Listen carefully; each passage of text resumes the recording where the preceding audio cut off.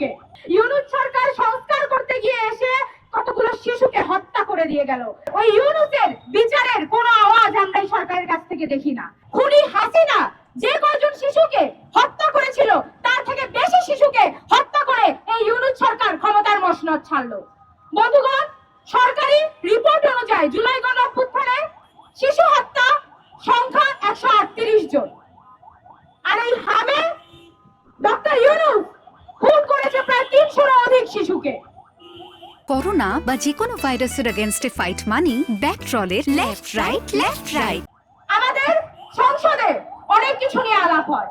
আমাদের সরকার, আমাদের বিরোধী দল সকলে আজকাল একটা কথা বলে, তাদের সকলের ক্ষমতার উৎস নাকি জনগণ। বামপন্থীদের থেকে ধার করা কথা নিয়ে তারা ওই সংসদ পর্যন্ত ঠিকই গিয়েছে, সেখানেও তারা এই কথা চায় যে সকল ক্ষমতার উৎস হচ্ছে জনগণ। কিন্তু বন্ধুগণ, সেই ক্ষমতার উৎস, সেই ক্ষমতার পর্যন্ত পৌঁছানোর যে চেয়ার, সেটা তারা তৈরি করে জনগণের লাশ দিয়ে, শিশুদের লাশ দিয়ে। আমরা তাই দেখতে পাচ্ছি। এখন পর্যন্ত ওই খুনি সরকারের, ওই ইউনূসের বিচারের কোনো আওয়াজ আমরা এই সরকারের কাছ থেকে দেখি না। আমরা দেখি না কোনো প্রতিরোধের কথা, আমরা দেখি না কোনো প্রতিকারের কথা। কিছুক্ষণ আগেও বক্তারা বলে গেল যে এই ঢাকা বিশ্ববিদ্যালয়ের কেন্দ্রীয় যে খেলার মাঠ, তাকে তার চাওয়া হয়েছিল চিকিৎসার জন্য, শিশুদের চিকিৎসার জন্য জরুরি ইউনিট হিসেবে সরকার থেকে চাওয়া হয়েছিল। এই ডাকসু, এই যে ক্ষমতার কাছাকাছি অবস্থান করা আর একটা দল, তারা সেটা দিতে নারাজ হলো। বন্ধুগণ, আমাদের শিশুরা মরছে, আমাদের দেশের ভবিষ্যৎ পুড়ছে, কিন্তু আমাদের সরকারের, আমাদের বিরোধী দলের তা নিয়ে তরফ নড়ছে না।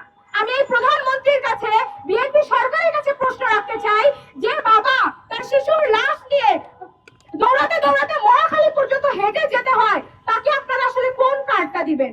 ফ্যামিলি কার্ডে তার হচ্ছে না, কৃষক কার্ডে তার হচ্ছে না, এলপিজি কার্ডে হচ্ছে না, তাকে কি আপনারা আগামী দিনে সান্ত্বনা কার্ড দিবেন? সেই সান্ত্বনা কার্ড জনগণ চায় না। জনগণ ওই ভিক্ষা দায় ছাড়া আর চাচ্ছে না। জনগণ চাচ্ছে বিচার।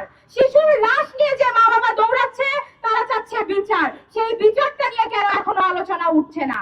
ইউনূস সরকার সংস্কার করতে গিয়ে এসে কতগুলো শিশুকে হত্যা করে দিয়ে গেল। বন্ধুগণ, সেই বিচার নিয়ে কোনো আওয়াজ নাই, সেটা নিয়ে কোনো পদক্ষেপ নাই। আমরা এখনো দেখছি না যে এই সরকারের টনক নড়ছে, কোনো জরুরি অবস্থা তারা ঘোষণা করছে, আইসিইউর সংখ্যা বাড়ানো হচ্ছে, অক্সিজেনের সংখ্যা বাড়ানো হচ্ছে, আমরা তেমন কোনো খোঁজ পাচ্ছি না। এই শহরের, এই ঢাকা শহরের হয়তো বা কিছু না কিছু খোঁজ আমাদের কানে আছে। আমরা কি ওই দুর্গম পাহাড়ের ঘটনা জানি, যেখানে সরকার মদতপুষ্ট ওই সেনাবাহিনী পাহাড় কেটে কেটে রিসোর্ট বানাতে পারে, কিন্তু একটা হাসপাতাল এখনো কোনো সরকারের আমলে তৈরি করা হয়নি। সেই শিশুরা কিভাবে জীবন যাপন করছে, সেই শিশুদের মায়েরা বাপেরা কি কষ্ট পাচ্ছে, সেইটা আমাদের সরকারের কাছে যায় না। ফ্যামিলি ম্যান তারেক রহমানের কাছেও সম্ভবত সেই কান্নার আওয়াজ পৌঁছায় না। বন্ধুগণ, আমরা স্পষ্টভাবে জানাতে চাই যে অনতিবিলম্বে এই সরকারকে যে মহামারী দেখা গেছে তা ঠেকানোর জন্য তার গুরুত্বপূর্ণ ব্যবস্থা গ্রহণ করতে হবে। পাশাপাশি ইন্টারিম সরকারের দায়ী যারা আছে তদন্ত সাপেক্ষে তাদের বিচার নিশ্চিত করতে হবে। ইউনূস সরকার একজন খুনি, তার সরকারের স্বাস্থ্য উপদেষ্টা এবং এই প্রধান উপদেষ্টা ডক্টর মোহাম্মদ ইউনূসকে বিচারের আওতায় আনতে হবে। সংস্কারের নামে ডক্টর ইউনূস কেবলমাত্র তার ঋণগুলো মওকুফ করেছে এবং একটা ইউনিভার্সিটি করে দিয়ে চলে গেছে। বন্ধুগণ, আমরা যদি দেখি তাহলে যে শিশুগুলো মারা যাচ্ছে তাদের পরিবারের দিকে তাকিয়ে দেখেন, তারা এই দেশের মেহনতি জনগণ, তারা ওই গরিব মানুষজন যাদের শিশুদেরকে আসলে তারা ওই মা বাপের একটা আইসিইউতে নিয়ে যেতে পারছে না, প্রাইভেট হাসপাতালে নিয়ে যাচ্ছে না। আপনারা ঢাকা মেডিকেলে গিয়ে দেখেন যে একটা শিশু, একটা সুস্থ শিশু যদি এখানে চিকিৎসার জন্য যায়, তাহলে সেই অসুস্থ হয়ে মারা যাবে। কই সেটার বিরুদ্ধে এখন পর্যন্ত আমাদের সরকার কোনো ব্যবস্থা গ্রহণ করেনি।